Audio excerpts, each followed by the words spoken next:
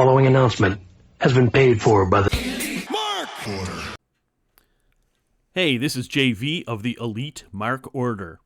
Welcome to our 8th podcast, where we recap AEW Dynamite from January 25th, 2023, from the Rupp Arena in Lexington, Kentucky.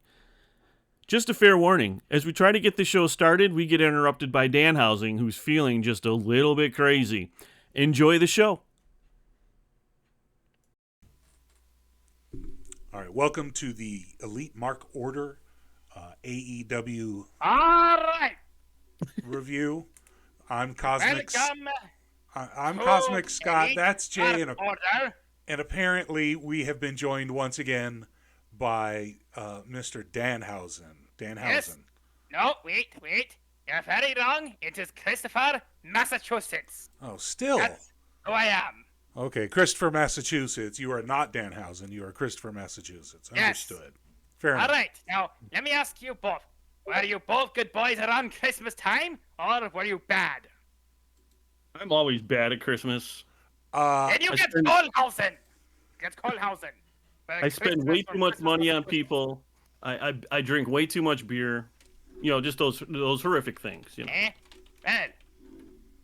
Well, Pepsi says that beer and alcohol and other things are not okay. And you know what? I will have him hit Danhausen's finisher that he paid Danhausen for, because he owes Danhausen a lot of monies, to hit you with his GTS.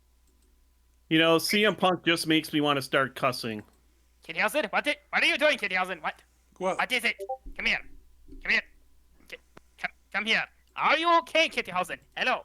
Yes. Are you okay? Nope. No. Hey, Danhausen, come here. Apparently, there's a cat loose in the studio. Huh. Danhausen is in heat, and unfortunately, she is going to be running around and meowing. Danhausen, come here. Is your paw okay? We had a little bit of a mishap before we came on air, but Danhausen is all right. She got treats for it, right? Come here. There you go. Come. Okay. So, She is being skittish, anyway. All right. What do you guys want to talk about with Danhausen? well, we were actually going to review the last show, which I don't remember seeing you on. What happened to you? Danhausen actually had to go somewhere else. Apparently, Orange Cassidy and their best friends were not booked, which is a travesty. Danhausen, why are you meowing at the door? Come here, Danhausen. To me. No. Why? Come here. All right. So you weren't there. So what we were doing is we were going to go ahead and start off by talking about that first match that we had, which was Les Sex Gods versus Action Andretti and Ricky Starks. Now, Yes, with Christopher Judas. Yes, that was Christopher Judas, but you don't have a name for Ricky Starks. I will think of one another time. Anyways, I must let the Danhausen out. Danhausen is out. Goodbye. Okay. I'll join you later. Thank you for joining us. Time. All Thanks for right. stopping in, Danhausen. And That was Danhausen great. says bye too. All right. All right. I am out. Peace. Okay. Well, there you have it. That was quite the storm to weather. Holy cow. So, Jay, what do you think about that opening match between Jericho and, well, turns out from last Rampage that it was going to be Sammy. Yeah, so we have the continuation of the Action Andretti / Ricky Starks versus the Jericho Appreciation Society feud.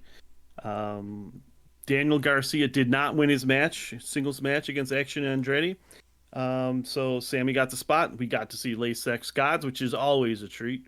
They're one of my favorite tag teams of all time. They're just phenomenal. They're always entertaining. I picked them to win this match. I think that if this feud's going to extend potentially all the way to Revolution, which is 5 or 6 weeks away, that Jericho's got to get some wins under his belt and start getting the faces a little upset. So that was what happened. So okay, now I'm not going to disagree. Obviously, there's going to be an exchange. It's going to go for a few more weeks. But do they get to one of the named Dynamites and do the blow-off match and not push it to Revolution? Well, I think with Jericho, all of his programs that go into the pay-per-views take about 6 months. So, so I'd be surprised if this doesn't last through Revolution. Well, okay, that's unfortunately true. Yep. Now, overall, the match itself didn't actually get rated that high over on Cage Match or what is that? Cage match. Yeah. Yeah. So that's 653.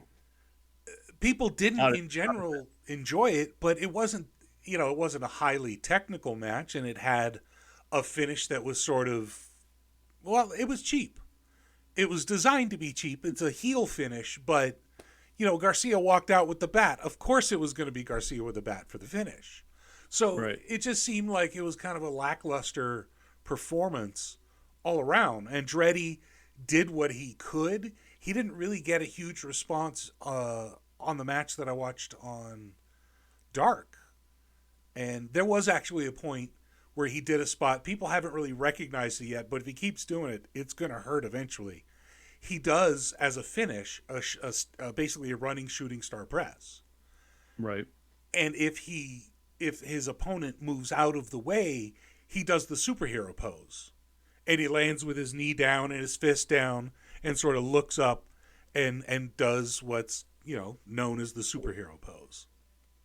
Right. And so it's like he's got a couple of different mannerisms that it looks like he's been working on, and I saw it on Dark, and then I saw it again on Dynamite, and he's still young. He's got skills, clearly. Jericho getting him over popped him for the night, but I don't think he's quite there yet to sustain a long-term connection. He needs to jump on it. That said, taking this loss sort of kills the momentum that Andretti and Starks had built by having wins. So getting it back immediately, using the cheap heat, I don't know. I think maybe it kind of stalled that momentum already, and I'm kind of bored with it. Yeah, at first people were like, "Oh my God, this Action Andretti guy is great," and he got that huge upset against Jericho, which I vehemently disagree with. I mean, it was good for the pop when it happened, and when it happened, I was like, yeah, that might have been the right thing to do, but it's too much too soon for a guy who's only wrestled in 40 or 50 matches. This guy is green. Yeah. I don't know if you saw his match on Dark, but he was fighting Bronson, and he did his plancha, or running out of the ring, a suicide dive, and he completely overshot and almost went like head first into the railing. He's got a lot to learn, and he's being pushed. He was given a push that very, very few guys have ever received, and there's a lot of I would have to assume there's a lot of wrestlers that don't like that, and there's also a lot of fans that don't like it. Yeah. There's a lot of discontent on Twitter about Andretti and the push that he got. You see stuff like there's so many talented athletes out there right now, and he got like this. He got a mega push. He did. Yep. Not a lot of people have beat Jericho straight up in AEW. And it seemed like, he had a couple in a row, and then you had Sammy Guevara, and he wins again, obviously through cheating, through whatever. I just think that if you're going to keep Andretti on a winning streak, get him away from Jericho. Let him take that momentum away from Jericho and win against other people, maybe a lot lower on the card than Jericho and his group. That the whole point of the push is to push you away. No, but I think that feuding long term with Jericho is not going to be beneficial for these guys. I think the match at the pay-per-view might be Starks versus Jericho, and I think Tony's probably picking up on it, and I think he'll probably realize that this guy's not going to be ready for a singles match at the pay-per-view. Yeah. He does like to get all the JAS guys in and have maybe a 10-man and match because the crowd goes bonkers for it, and you don't necessarily need a lot of huge stars in that match for it to get over, just because it's just a spot fat and mess of a match that pops the crowd all over the arena or whatever. it could lead to something like that at the pay-per-view, or it could just be straight up Jericho versus Ricky Starks. Yeah. And it may with or without his stip, and then it'll give Ricky Starks. I think that would be his biggest singles match on a pay-per-view if he did get Jericho. And instead of maybe Andretti, maybe Starks versus Sammy, and then he goes against Jericho. Sort of like, not the way Max is doing it, where it's week after week after week, but he does it one week, and then the next week, oh my God, he did it, and he gets a pay-per-view spot. Something like that. Yep. But again, let it breathe. Let him go against other people and build that momentum so when he does come against Jericho, a loss like that won't kill these guys. But, oh well. Yeah, I'm sure they'll try and pick up some steam next week, or the week after. Maybe Tony will give him a week off, and we'll see how the crowd responds. But I just want to say that I love watching Jericho and Sammy team. They're definitely one of my favorite teams of all time. They don't fight in a ton of tag matches, right? But those guys, I just love the chemistry they have together. I love the jokes. I love how Jericho does his Jericho pin, and then Sammy comes in and does it, and then Sammy tags Jericho in, and Jericho gets in there, and he goes. They have they have amazing chemistry. They've developed it. They were the first match in AEW. It was Cody versus Sammy was no, match. It was Jericho. No, you're right. It was, okay. Jericho versus Sammy. It was kind of his hand-picked guy this whole time. So Dynamite was the first Dynamite match was Cody versus Sammy. But the first match at the pay-per-view. Okay. Are you saying was Jericho? Maybe you're right. It could be. Okay. I've been known to be wrong. It's been known to happen. But I blame Kittyhausen. I blame Kittyhausen. Absolutely, Kittyhausen's totally the problem. But as we move into the next part, it was a nice video package. Obviously, we have to bring up that it was the Jay Briscoe memorial. Right. I thought it was a nice video. I thought that it really covered a lot of positives, and you couldn't ask for much more. It really didn't glorify his in-ring, just sort of I guess the right word is not glorified, but celebrated him. Obviously, you were a big fan of the Briscoes. How did you feel about it? I thought the tribute was excellent. I thought it could have been longer. I mean, I think it was just under 2 minutes, but we are on a packed show. I thought it was fine. It was good to see it. I don't know what the issues were with the network, but it was nice that last week it was just a picture and some text, and then this week, they got to do the whole thing and they got whatever the waiver to let Mark fight on television. So I thought it was a nice tribute all overall, and we'll talk about it more in that last match. But yeah, it was a decent video tribute. There's a lot of really good video tributes up on YouTube that just like random people have made. Yeah, fan-made is sometimes even better. Yeah, and there are some real fans with some talent out there. So there's probably some amazing videos, no doubt. And they don't care about licensing either, so that makes so it gives them a lot more to choose from. So absolutely. So after that package, we moved into what could be one of the most entertaining spots of the night, I thought, and that was Buddy Matthews trying to get the title against Darby Allin. I happened to enjoy it. It wasn't rated very well over at Cage Match, only a 6.72, but I enjoyed it. I thought Darby Allin's telling a tremendous story long term about putting his body on the line consistently over and over and the toll that it takes. And I think that's selling the title more and more, because whoever takes it, possibly his next opponent, may very well have to kill him. And there's only one person I could think of who would do so. But in this case, it was Buddy Matthews, who came out with makeup. Now, I know he generally doesn't have makeup, but was that just mocking Darby? I don't know that it was necessarily mocking him. It might have been like a war paint type deal. Like, I'm going to copy your paint to upset you and to show how focused I am in defeating you.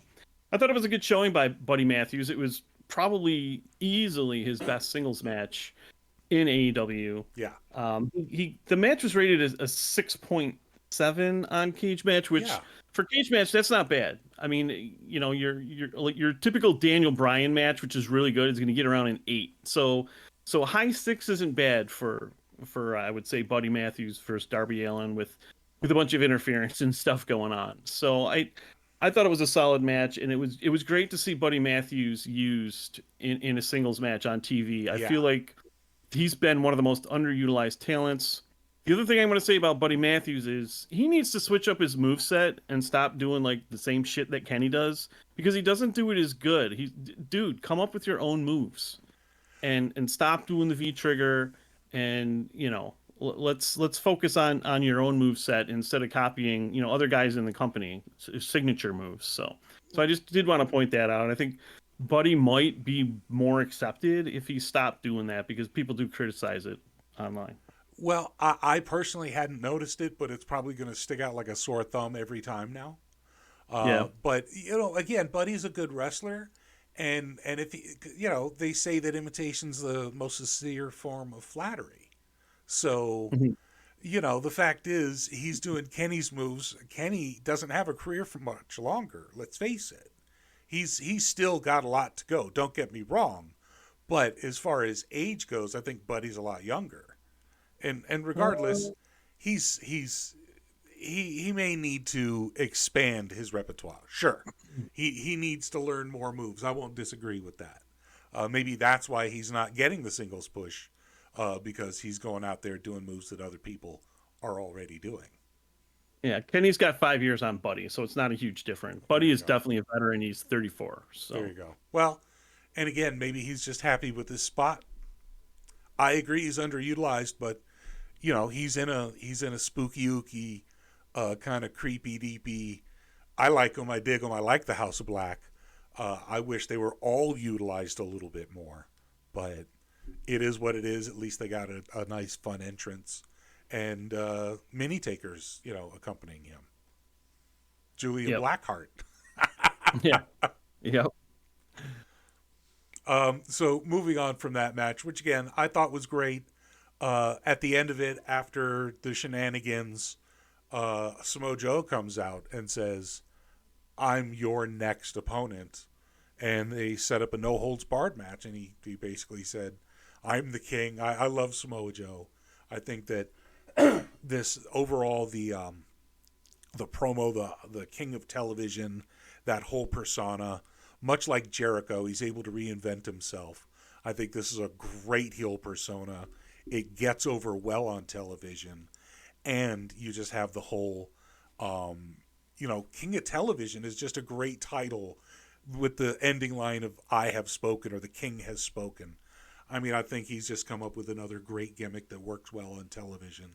And I'm happy to see him go for another title. I wouldn't mind him just destroying Darby Allin and then carrying both titles again for an extended length, because I think he carries a lot of, pun intended, weight behind the title. Darby is a scrapper, and he fights from under, and eventually he's going to lose because he's so beaten down. Joe is a dominant giant of a man, and when he carries a title, it carries extra oomph. That's just the way it is. That's why it works in wrestling. I see it. Yeah, I am kind of disappointed that the House of Black versus Darby thing is apparently over. The only comment, Darby did make a comment that, the only member of the House of Black I haven't fought is Buddy Matthews, so let's get this over. So I'm glad they did it. I think it escalated Buddy a little bit, and I don't want to see Joe beat Darby. I could do without Joe on AEW. I mean, I'd rather him be on ROH, and I think Darby having the title is great because it's a must-see match every single week. Whereas Joe versus a lot of people, I'm just not interested in. So I hope Darby continues to keep the title. I think he elevates it. I think he's had a good run so far. I hope Tony keeps the momentum going. And if he can get by Joe next week, it's going to be huge for him. So we'll see what happens. That's true. You've made me a believer.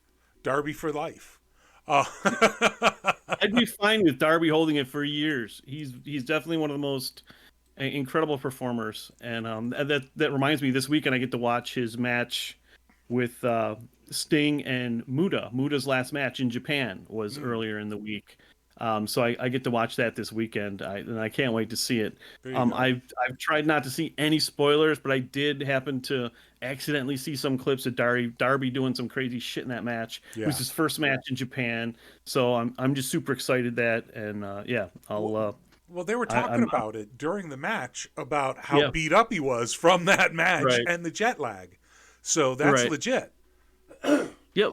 So absolutely, there's no doubt he was selling a lot of the pain of the match and his previous, they call it what, a 4-week streak now or whatever it is. It's 4 weeks straight now, 5 weeks straight. I hope they can keep that. I hope they can keep that. All right. So after Samoa Joe came out and did his little video package thing, we had the super popular Jungle Hook versus the Firm's Ethan Page and Party Hardy Matt Hardy. Now, that was rated 491 over on Cage Match. And I can understand a lot of people didn't like it. It wasn't a great match overall, really. It was kind of a garbage match. But again, Hook and Jungle Boy are working together as a team. Jungle Boy has a lot of experience comparatively to Hook. So I think Hook is learning quite a bit. There was a great story told by Ethan Page and Matt Hardy, especially in the closing segments of the match. And I thought overall that the whole match told a great story and therefore was entertaining more so than the Cage Match rating. Sounds like you have something to say about it. So Jungle Hook, there was no way they were going to lose. I know a lot of people thought that, Ethan Page was going to get this huge push and, he was going to get the title shot against MJF after he won the Battle Royal. And he was going to push MJF. I'm like, guys, it's Ethan Page. Come on. I like Ethan Page. And I think, a few weeks ago, he had a really powerful interview when he came out, and he was yelling and screaming, and I thought, man, this guy's coming across really well. He's almost like a believable threat right now, and maybe he will win that Battle Royal. Maybe he will get the push and fight MJF. Starks ended up getting it, but it looked for a while like Ethan Page was legit, and now he's just back into this hell with Matt Hardy and Private Party. And it's just those guys. I don't know. The Matt Hardy Private Party stuff didn't work in the past, and it's not working now. And Ethan Page just needs to beat the crap out of these guys and move on. And then as for Jungle Hook, they're two crowd favorites. It's maybe we won't see them again. Who knows? Maybe I don't know. I'd like to see Hook fight Big Bill again in a singles match. I'd like to see. Or he could fight Satnam Singh. I think Hook versus Satnam Singh would be awesome. But I don't see much coming. Really, Satnam Singh. I'm being sarcastic. Well, unfortunately, Satnam's just as great as he is, and one of them would end up killing the other. Well, Hook wouldn't kill Satnam. No. By killing, I mean try a move, fuck it up, and kill somebody. Yeah. And that would be Hook trying the T-bone suplex and Satnam not taking it right and dying. Yeah. Right. That's what I'm talking about. I don't think Hook's going to dump Satnam on his head, but I don't think he could lift him. Maybe someday. Maybe Hook will bulk up and gain 80 or 90 pounds and then he'll be able to realistically lift him off the ground. It's not realistic, but he could do it because it's wrestling, and if Satnam could take it, meaning actually help him, Yep. And the trampoline effect of the way the ring is built. Which it would be like when Lex Luger slammed Yoko on the aircraft carrier.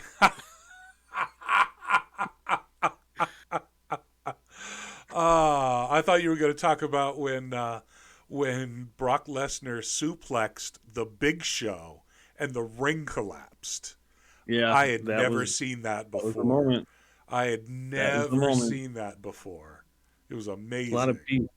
It was a lot of beef. And that was just rigged so well. It was. It was an amazing spot. It was well done. Speaking of amazing spots, it was right after the sports entertainment of Ethan Page and Matt Hardy. You got Daddy Ass and the Acclaimed, the tag team champs and their adopted father, versus the Estranged Boys, the Ass Boys, the baby asses that are Austin and Colton Gunn. And they had a little family therapy session, and they went back and forth, and they had a good ending line where basically, what do you want, kids? What do you want? We want the titles. And then they had our personality flaws or whatever, shortcomings are your parental failures. It was like, okay, that was kind of low, but I don't know that I really cared about this segment. I like the Acclaim. Yes, they're trying to tell a story. I guess it was entertaining. It was horrible. It was bad. I was struggling to keep paying attention to it. I thought everyone was off their game, and they really need to get the Guns off TV. They just do not need to be on TV. They're annoying heels, fine. Have them show up every once in a while, fine. I liked it when they had them in the crowd because it kind of it was like the old Raven flock. It gets everyone at ringside excited and it energizes the people around them. But Jesus, we don't need to be watching Gun Club interviews anymore on Dynamite. They've had their time. Let's move on. Give them a couple months off TV, like they do with so many of their stars, and then bring them back, and maybe they'll be fresh and their segments will be entertaining. But God, I mean, it's just gone on way too long. And I understand, you want Daddy Ass to work with the Acclaimed. Daddy Ass is going to say, well, I'll do it, but my kids got to be involved somehow because we got to keep pushing them. But, the Acclaimed are going to pop with or without Daddy Ass. So, Hey, guys. Hey, what's up, Krillin? All right, so you guys are talking about the segment, and I'm listening in. I was like, you know what? Time to jump in. So, Daddy Ass, the Acclaim. Right. I'm a big Acclaim fan, mixed on Billy Gunn because I met him and he was a dick in all honesty, but I cannot stand his son, and you guys know this about me. I cannot stand either Austin or Colton, and I'm in agreement. This segment fell flat because it was a WWE-esque segment. The whole, Yep. we gotta go to therapy, we gotta go to therapy, family therapy. I'm like, gives a shit. Why are we still having these two shitty-ass guys on TV who have no personality? Well, right. That's the problem. This is true nepotism. They're only on television because of Daddy Ass. Oh, look at Brock Anderson. Brock Anderson has nothing to him, and I swear, every time I watch Brock move around, he looks like he's about to start flapping his arms. I'm like, what are you doing, dude? He's trying to hold his arms up like he's in a fight, I think. He's trying to look intimidating like his father was. Right. His father was a big dude. His father also had promo skills. Brock, on the other hand, he just has the last name. That's what a lot of these young guys have. Hook, I will give him credit. Hook is actually getting himself over. Hook is a very non-typical specimen is the thing. Exactly. I'll jump in and say Hook's non-typical booking is getting him over. He was over because send Hook. CM Punk. He became a meme. Like, send Hook. Yep. Send Hook. That helped get him over. There is no question that helped make him. But before that, he did have that sort of level of intrigue. People were like, what's going on with him? So they booked him really well as far as even in the background segments, just standing there. Yeah, even if he's just standing there eating chips, you're still like, okay, what is this guy actually going to wrestle? Because all he's done is just stand there and eat a bag of chips. Like, what the hell is going on? And get this guy in the ring. And they built that up. They really did. And congrats. So now he's with Jungle Boy, and they're trying to keep both their momentums. So good on that. They're trying to get wins, and they did it against, a throwaway mid-card team like Ethan Page and Matt Hardy. So I don't, have a problem with that. But again, the Ass Boys have been pushed and been pushed and been pushed. You can't get do over anything it. with them. Get over it, man. You try with the firm, and they can't do anything. I mean, if Soko Hathaway, who's entertaining, by the way, in my opinion, he's entertaining as hell. I mean, his whole "you raggedy bitch" thing just came out of nowhere. And the dick riding without a license thing, that was funny. If he can't get him over, then who can? Nobody. Not even their own father can get him over. Not even the Acclaim can get him over. I think that's honestly what turned the Acclaim face is because they had to put up with those two yutzes. There you continuously. go. That's a great rationale as to what got them over. Yeah. The whole segment was, to say the least, just sports entertainment or sports not Exactly. entertaining. Yeah, there was That's nothing the entertaining problem. about that. My prediction was that they were going to have Summer Rae or Danielle Monet, as her name is, or Danielle Monet. I can't remember. I thought they were going to have her on there because she was talking to the, I don't know which ass boy it was, but she was like, oh yeah, you guys need a shoulder to cry on. Who's watching AEW tonight? So it's like, okay, so she's going to be the therapist. She's going to side with them, and then they're going to attack their dad. They're going to attack. Or I thought that Billy was actually going to side with them afterwards. That's what I was thinking. Well, Billy's gonna attack the eventually Billy will turn and rejoin his sons. It's just gonna happen. It might be for the titles. If it's for the titles, oh God, no, please God, no. We do not need an ass boy tag title run. That's gonna be horrible. They can barely carry themselves in the ring, let alone a tag title. But they would get booed. Yeah, my concern is the Ass Boys versus Acclaimed at Revolution. Yeah. God, please no. Yeah. I think that might be happening. I think that's unfortunate, but probably true. We don't need the ass. Okay, seriously, there's a whole handful of other teams that are better than them. Butcher and Blade, we could have them challenge for the tag titles. Dante and Darius Martin, really? No one else is available? Well, Dante and Darius are probably in the trios. The best of them are in trios right now. Unfortunately, but Butcher and Blade are free up. They have no third person aside from the Bunny. And I don't think put her in gonna the match. Yeah, have the Bunny turn around and just hit people. Just get the Bunny can fight. She can fight. She's a badass. She can hit people with she can hit people with Oreos and shit. There you go. The Oreo attack. Or she could just throw video games at them, or just have Kip just put a box in their head. Well, that'd be for Penelope. Oh, by the way, Butcher and Blade automatically are in a faction with Kip. Yeah, automatic. I completely forgot about that. Because they're not on TV that much. I really do gotta start watching Dark and Dark Elevation more instead of just like going, okay, I'm seeing this shit online, I'm seeing people talk about it, but I'm just like, it's not. It's no. And Dark and Elevation actually have really picked up, and part of that is Matt Hardy helping with the booking. Matt Hardy's helping with the booking. That's interesting. He's got a lot of input. I think it was Sean Dean, I think, is the other guy they're basically booking Dark and Elevation. And they've got storylines, they've got interviews. They're really producing them as actual shows now. And they're quite entertaining.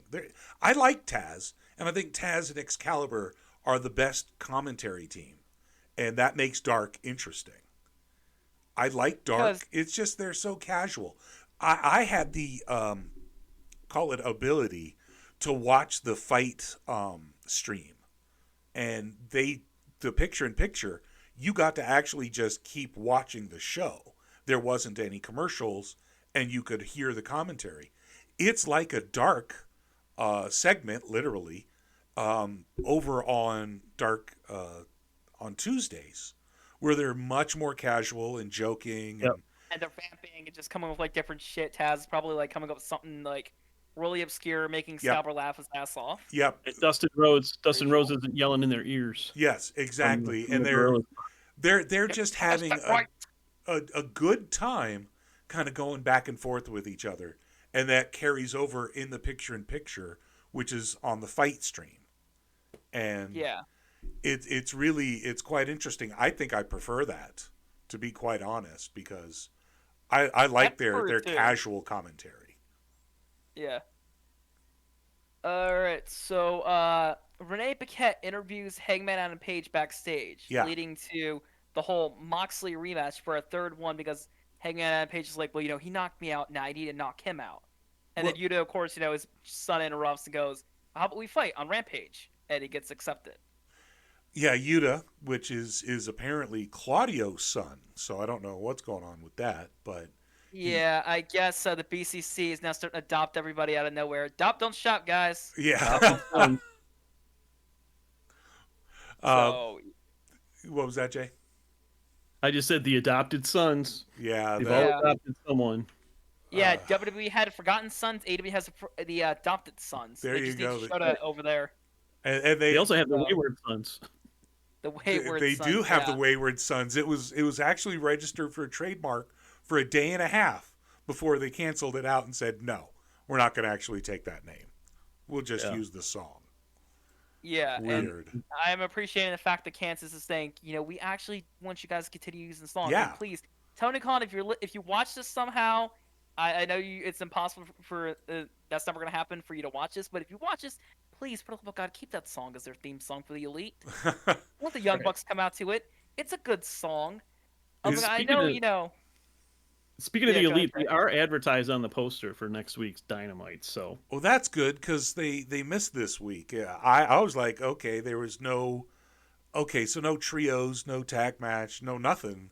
And apparently, Kenny Omega is suffering from some visa issues right now, so that's possibly why he's not on TV at the moment. Visa issues, Jesus. Yes, the Young Bucks might have been just taking some time off because they did say on BTE this week that they weren't sure how they were going to wrestle that night with, that this is the day after the Jay Briscoe match. They even compared it to, actually, they said it was far worse than losing any family member they lost last year. That's how close they were with Jay Briscoe, and that's a big thing.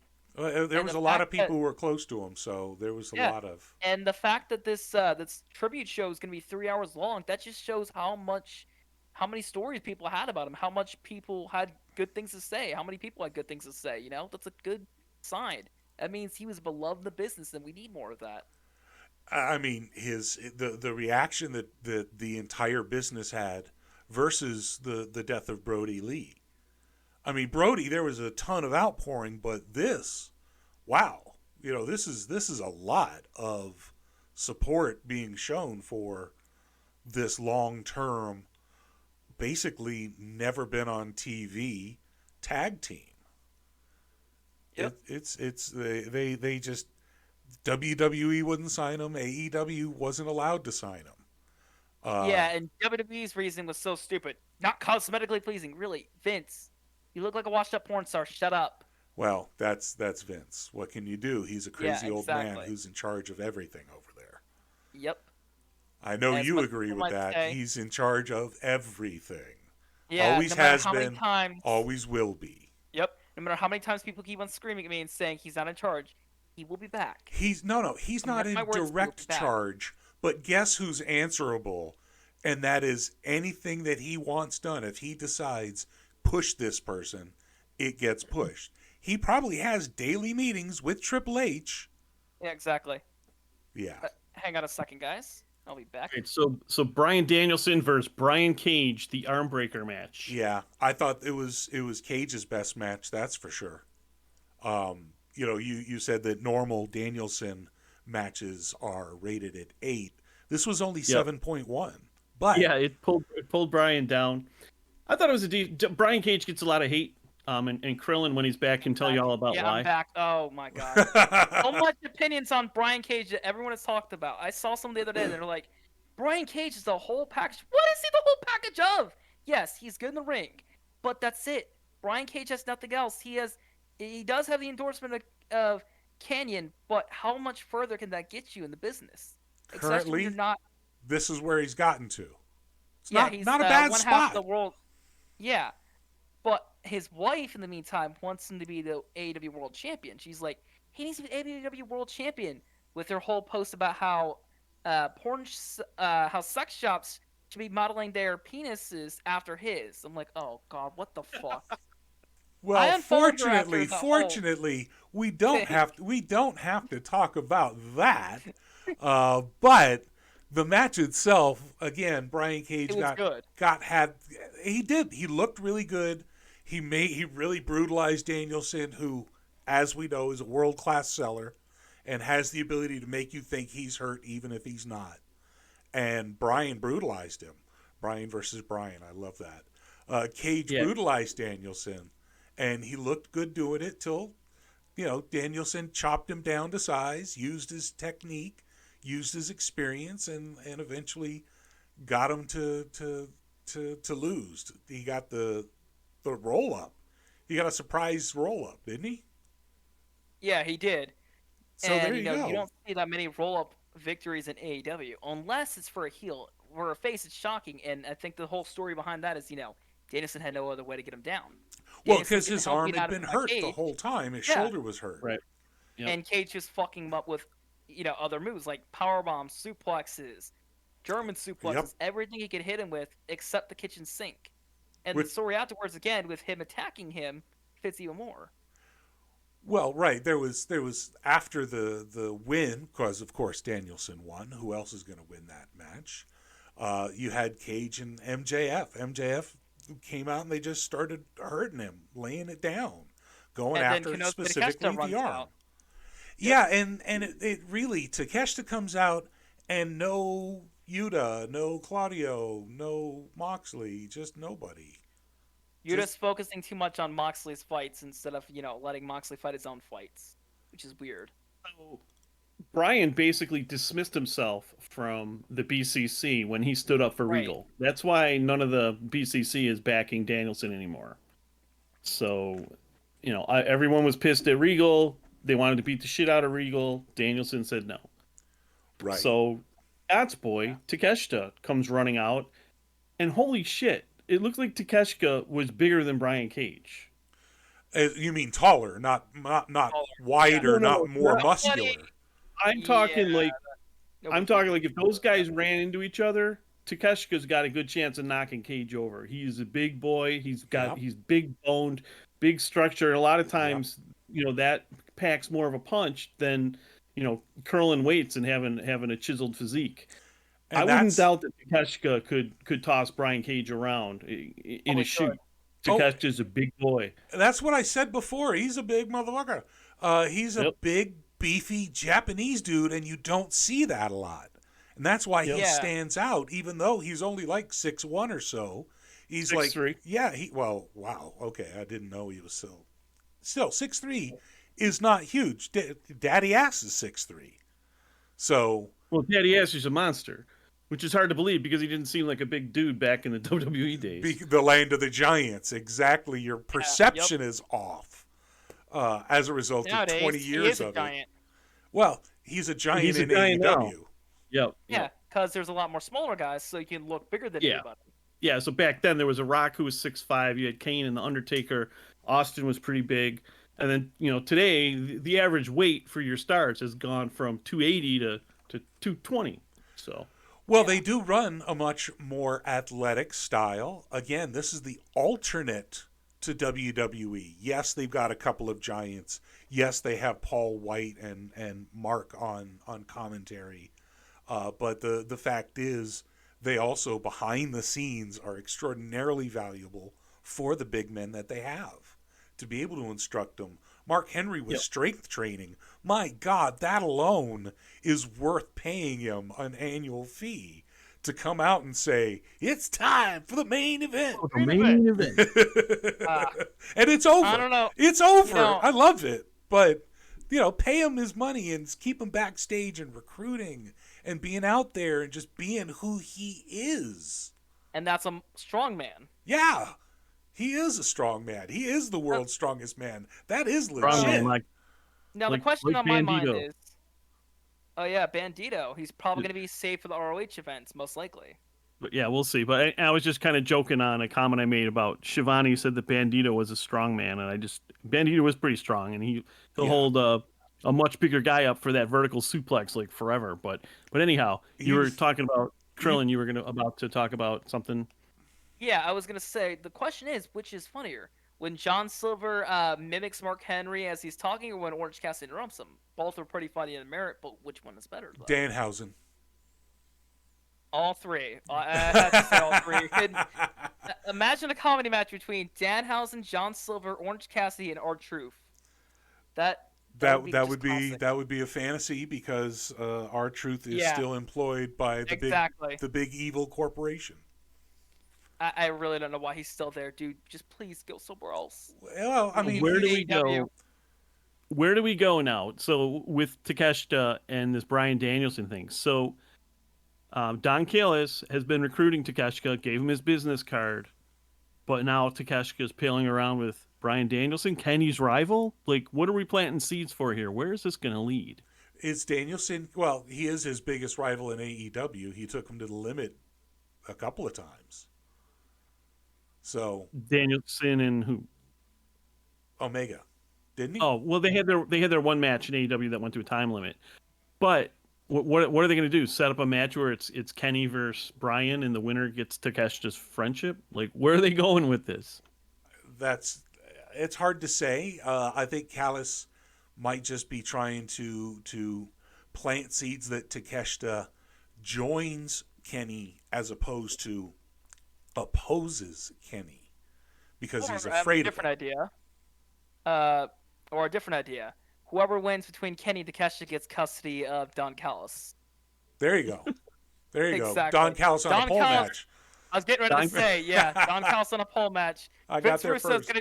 The Mox are gonna love it, bro. You understand that, bro? The Mox are gonna love it, bro. Yeah, there you go. Yeah, thank you, Don Vince Callis. Russo. Don Callis, the Canadian son, the adopted Canadian son. There you go, the Canadian son, absolutely. But Make it into a song. What was that?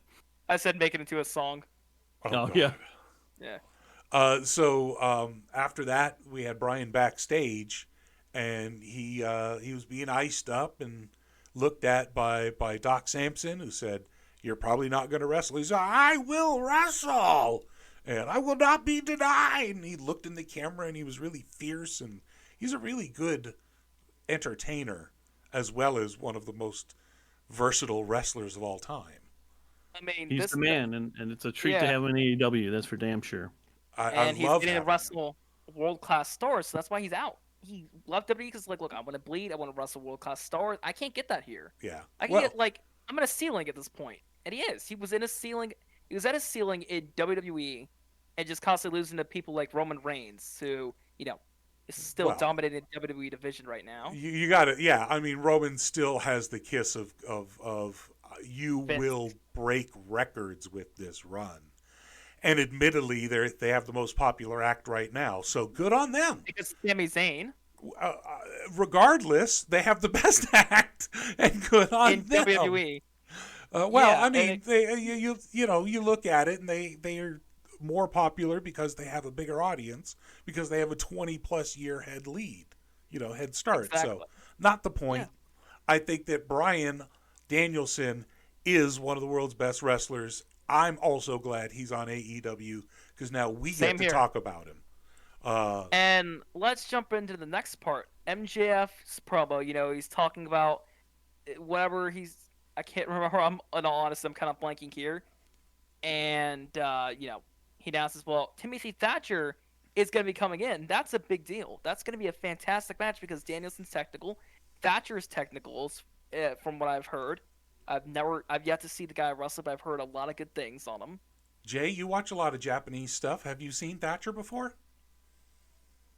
Unfortunately, I have not seen Thatcher. Huh. So this is a relatively unknown to our group, but apparently he's been in Noah for a long time, so people do know of him. MJF, having come up, probably has faced him before. He seems like he was in NXT. Okay, I don't remember him in NXT, but it's been a few years since I watched it. If he's a technical guy, he actually follows the exact game plan, Jay, you were talking about, just with a different wrestler coming in and continuing to target the arm. So by the time they get to the pay-per-view, he's all set up for 1 million tap-outs. But the fact is, he brought in somebody else, which is this Tim Thatcher guy. Now, I do think that we missed the Tony Storm and Ruby Soho. I think that was before MJF, Yeah. but It was, but I was just thinking about it since, we're talking Danielson, and I was like, you know what? Mention that, and then we'll get to that one as well. well, I appreciate that. So the Tony Storm, which is the ex-WWE, versus Ruby Soho, also an ex-WWE. And it was rated at 5.54, so it didn't get over with the crowd very well either. But somehow, they had a pretty good match, actually. Ruby Soho sells fairly well. Tony Storm does know what she's doing. I enjoyed it, but really the big story, obviously, at the very end, was that Britt Baker came out for the distraction on the ex-WWE girl. And somehow it was Toni Storm who got distracted. And so Ruby Soho got the win? I don't even remember. It was that boring. So Britt came out to distract Tony, and Ruby rolled her up because Britt and Hayter are faces now. And then Tony and Saraya are the heels, apparently. And I don't know where they're going with this. Like, are we going to have a six-man? I don't know. It's just I think this whole thing is the fault of Saraya. And am I saying her name right? Yes, Ray is in the middle. Saraya. No, it's Ray. Ray is in the middle. Right, Saraya. Saraya. So I just feel like Tony like has to have a program with Saraya that she's involved with in every week, and like this is the only thing that's making sense right now. And everyone's still waiting for Sasha to show up after she has her New Japan match, and I don't know. I don't know where they're going with this. Just give me more Jamie Hayter single matches on TV. They're incredible, and also more Britt Baker will work. I will mention a little off topic that Britt had a killer match with Billy Starks on AEW Dark. The video was released this Monday earlier this week, and it's an outstanding match. I think there's something special there with Billy Starks. She's only 18, and she busted up Britt pretty good. They had a good back and forth match. But anyhow, yeah, I don't know. I don't know where they're going with this. We'll see what happens. I mean, there's going to be a tag match between Baker and Hayter against Storm and Saraya and Soho and someone else. So I guess we'll see. Yep. I Just did have to wait and see. I did see the Billy Starks match that you were referring to, and again for 18, she's looking really, really good. She worked well in the ring. She knew exactly where the camera was in her entrance, as well as and she didn't get an entrance. She just got introduced, but she knew where the camera was. She's got a look to her, so she definitely came across well. There were a few spots again where I saw she was literally waiting with her arms for the move, and you're like, okay, so I'm waiting for you. Green is grass. But also you could see she had a little bit of a spark in her. She did hurt, not hurt, but she certainly bloodied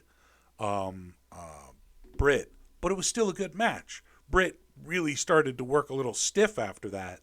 And I think Billy's like, okay, so this is a real match. And it was okay. It was not bad. Billy Starks did impress me because she's only 18. She has a long way to go, but give her some time and sign her. Don't let her disappear off to NXT or something, because she does have a shine. She's got something that carries through the camera, and you got to jump on that. Because if she goes to NXT, everything about her that was good and special is gonna be killed off immediately, and then she'll be featured and endeavored in back to the independent scene where she was already at. I mean, okay, that's obviously the most likely scene, which is why she hasn't even tried. But keep working with AEW, because I think the women's division in the future is going to have a really, really strong presence. But I think it's going to take a while to get there. I think that the division right now is dominated by a couple of top women, and I think one of them is Jamie Hayter.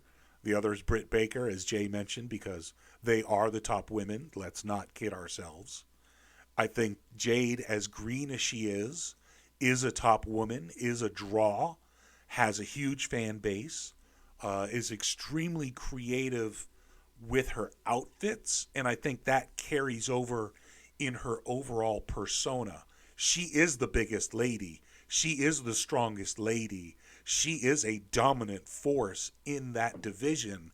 And if she is a star. She is a star, if not a superstar in the making. She's a star now. And her belt, if she wasn't carrying the TBS title, she would be fighting at the world title level.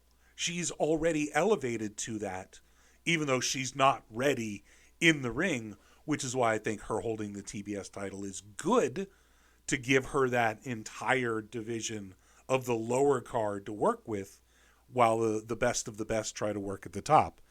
I don't know that Saraya is part of the best of the best. No. Exactly, especially when, she admitted that, I was winded and gassed after that match with Britt Full Gear, and I couldn't remember any of it. So And she That's won't not a work good a German suplex. She just won't. She won't work a German suplex. Well, she had to let her. Yeah, that's there's a reason, not good. and I respect that. But if you're that, and I'm going to use the word fragile, I mean, there are Then you other don't need to be in the superstars. ring. There are other superstars like Jericho who are like, I'm not taking any suplexes, but goddamn, has he earned it? And Exactly.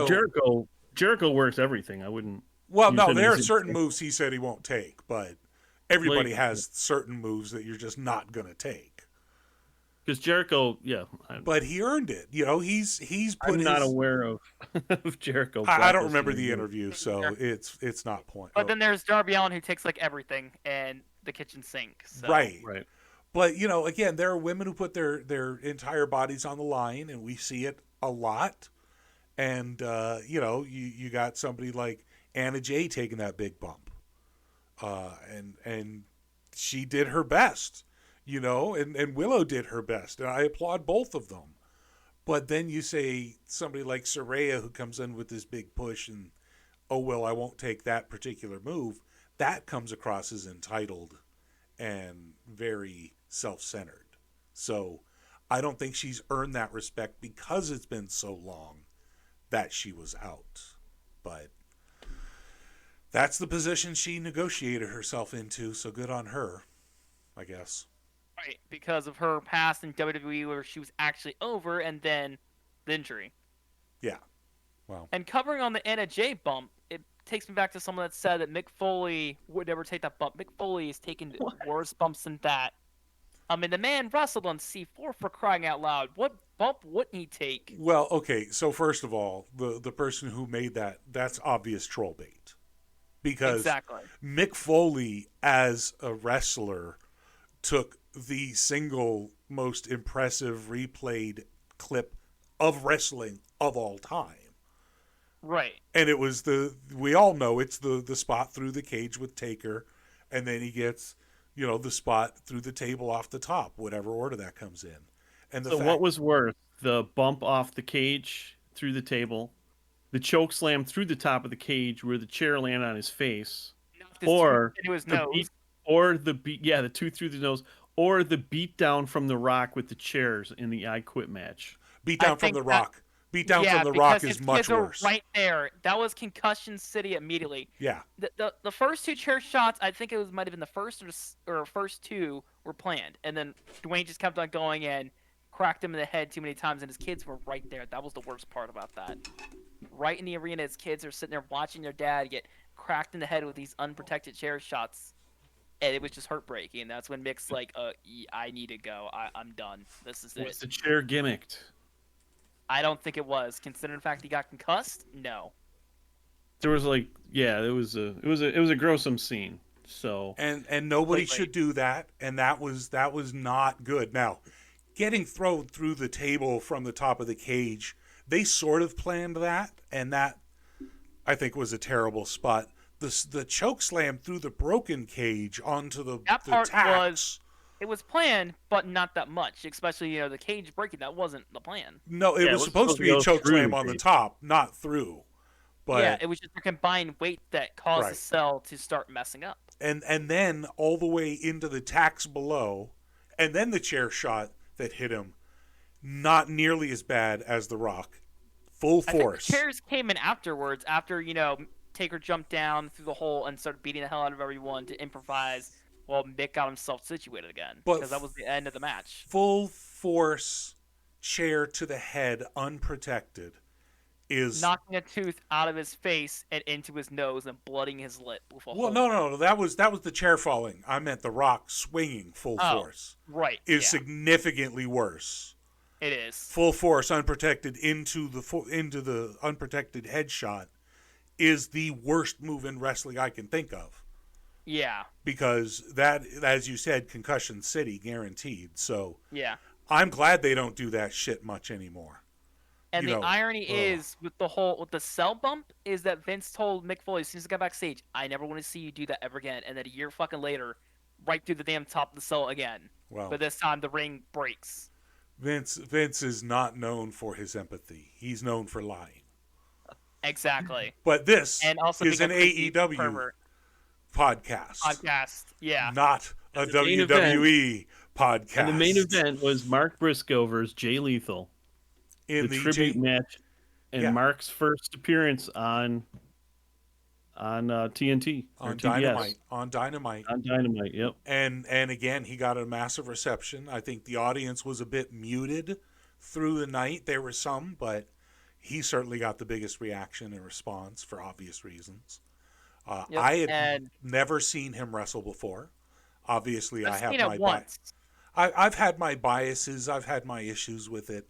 But I thought he was a pretty darn good wrestler. Jay Lethal did a phenomenal job. He was very, very emotional. You could see it. He was broken up and showing it. That was Lethal. Lethal, oof. Yeah, As soon Jay as Lethal walked out, was tears just were right there. was just having a difficult time, and he came out and wrestled a hell of a match against a man who is a longtime friend and rival, as they described it, and you could And tell. Mark, I just can't imagine the situation that Mark was in here. It's Jay Briscoe's birthday as well, which is just like make that even much more unbelievable and more tragic.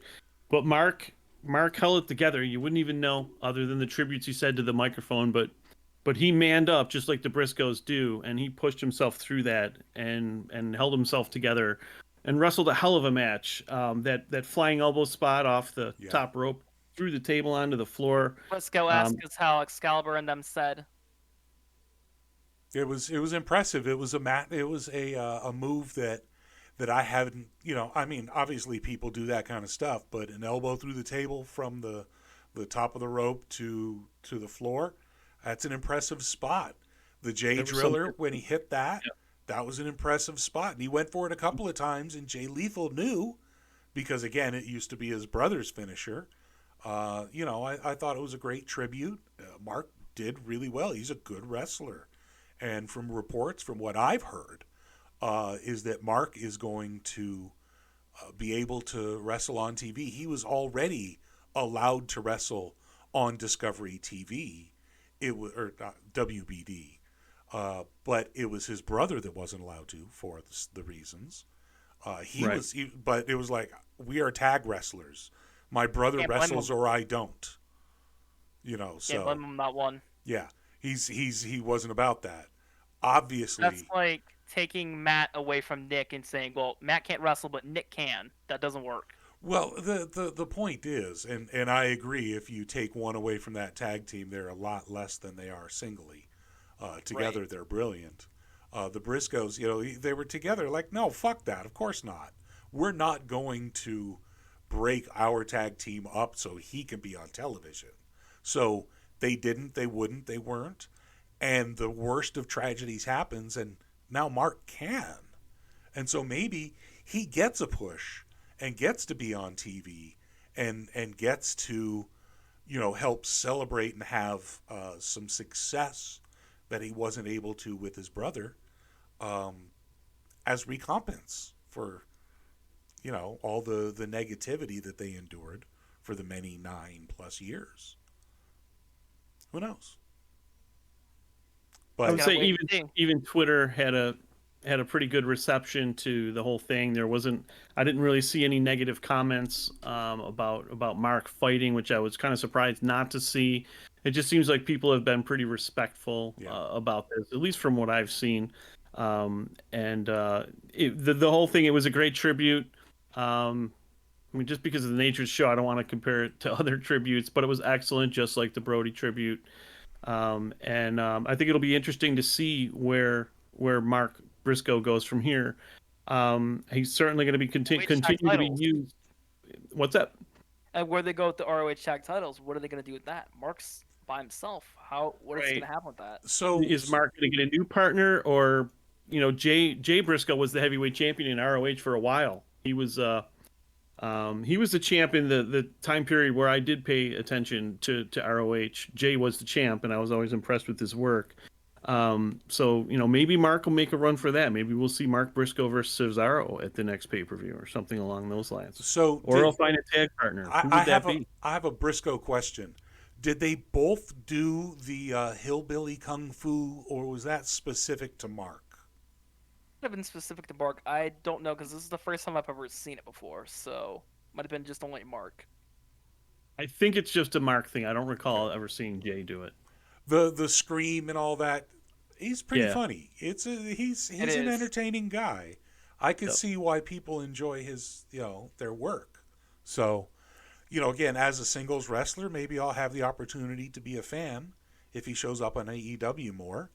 I have heard that they're going to potentially retire the current titles and have a new sort of, if the ROH World Tag titles, then maybe the next will just be the ROH Tag titles, not World. And, Yeah. just retire the World title and bring in a new set of belts and just leave it as they are the last of the champions of ROH of those belts. And that would be a huge respect that Tony could easily do as owner and fan. Because, he's as big a mark as any of us.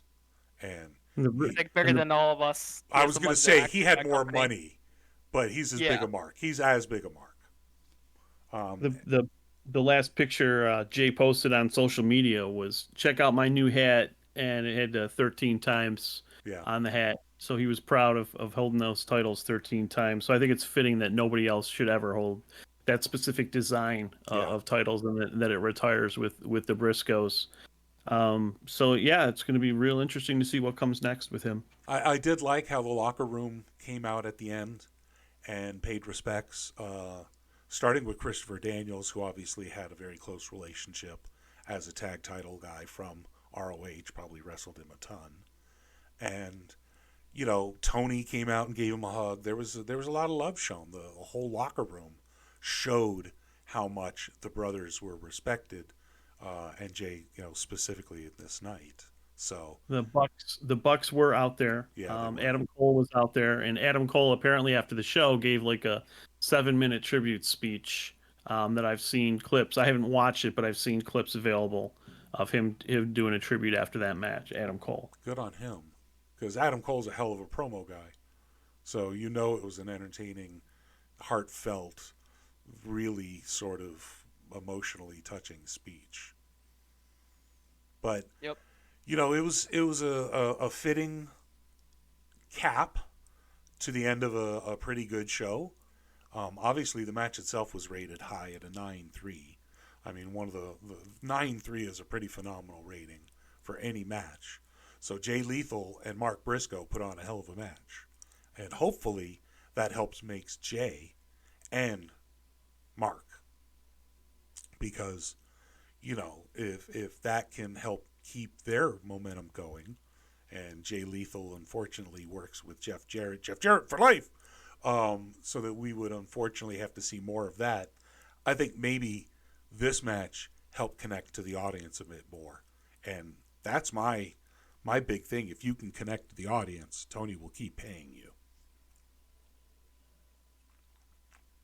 Yeah, so we are 1, 2, 3, 4, 5 weeks away from Revolution, and hopefully Kenny gets his visa issues, if that's what it is. I've looked that up, and I do see some talk about that. Hopefully Kenny gets that figured out, and we can see more get something set up for the 6-man titles over the next couple weeks. I'd like to see Kenny and the Bucks have a good program going into the pay-per-view, as they're some of the biggest draws.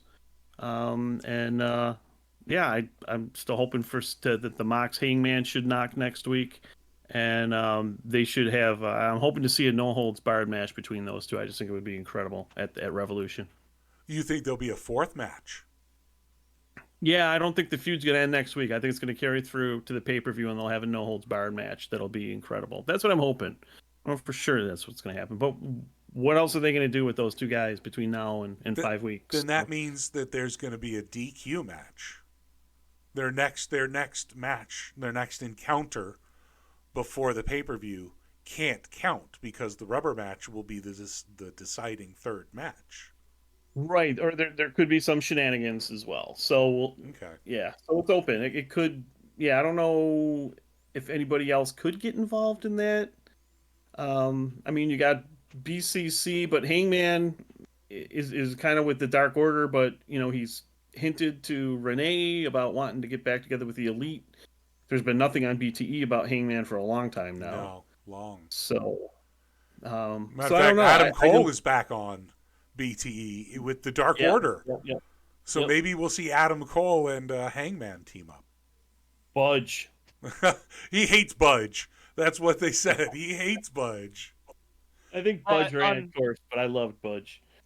But I think this time around, because he did say he actually missed them, and they were both like, well, how about you join the Dark Order? We need more people here. I mean, the Dark Order's pretty much fucking dead at this point, because where can you go from here with them, considering the fact they have no leader since Brody Lee passed away? And Well, I don't think it's a matter of a leader. And where they go, first of all, is potentially trios. I hate their finisher, but I will tell you that the combo with Silver and Reynolds with their 3-4-5 move combo is phenomenal as a finisher. it is. Yep. Let them Completely. use that as a finish. And yeah, they have the little swinging thing and whatever. That pendulum slam is stupid. I don't It like is. It is stupid. So Can't think of something else to work in with Uno. yeah, I mean something. Uno's not bad. He has absolutely got a job for life because of AEW games, as long as they continue to have that division, because he is a gamer, and that is him and Cole and Cesaro and a bunch of others who make that content entertaining, and he'll do that to if you let him, he will do that to the day he dies, I'm sure. And yeah, he can wrestle too. So I like the Dark Order, but Silvers and Reynolds together, that combo thing that they do, that to me is where they go. And I don't know, maybe before they joined the Dark Order, I didn't know who they were. Now, I do. It got them over. That's the point, right? Yep, it is. So That is right. now you move on and let Evil Uno move into something backstage and be done. He's not that great a wrestler. I like him. He's funny, but he's a comedy wrestler. He's not serious. That was Stu. And they got rid of Stu. So Well, Stu chose to leave. They wanted him to stay, but he did not want to. they wanted him to stay on I think it was a per episode or a per, it was a shitty Wrestle deal. more. Yeah, he wanted to wrestle. He's like, I want to wrestle. Not And- just sit backstage and just help Adam Page at times and have Adam go, hey guys, I'm finally acknowledging you. Yeah. Anyways, bye. I'll see you like the next 10 years. I mean, it's true. His promo had a lot of truth to it when he said, I just want to wrestle. And if they didn't want him to wrestle, good on him. Go back to somewhere that he can wrestle and just get in what he wants in life. Why not? If AEW can't utilize him, which makes no sense because he was extremely good, he just had a thick Canadian accent. But I don't know. I think they dropped the ball on Stu Grayson. I'll be honest with you. I thought he was much better than they gave him credit. I thought him and Uno should have been serious contenders for the tag belts. They have really good matches, a lot of good double team moves. They were Those two brought in guys as have a been tagging tag. together. Yeah, they Yeah, were brought those in two as a guys have tag. Those two guys have been tagging together for 10, 15 years. They won a lot of titles in the Indies, and I just wish them, Butcher and Blade, Santana and Ortiz. We didn't really get the tag division we were promised. I mean, it's a great tag division, but it's not as competitive as I think the vision was originally. With teams like that fighting for the title more often and fighting each other to get the next title shot. So I think that's maybe what we're more of that in missing the future. is the tag title contendership, where the tag title holders aren't doing the wrestling every week to carry the division. The contenders are wrestling each other to amazing matches to carry the division. I think that's what they're missing in a lot of these divisions. I think the women especially, they have difficulty putting on these entertaining matches if their belt holder isn't involved. Right. Well, that is the end of the program. That is the end of our program. You guys, if you're still hanging out and talking with us, go join the EliteMarkOrder.com over at the EliteMarkOrder.com website. You can join our Discord. It'll be in the comments. You can come in and make fun of Jay, and you can use a computer voice to make him read Harry Potter. Yeah. Feel free. And that will be it. JJ for life.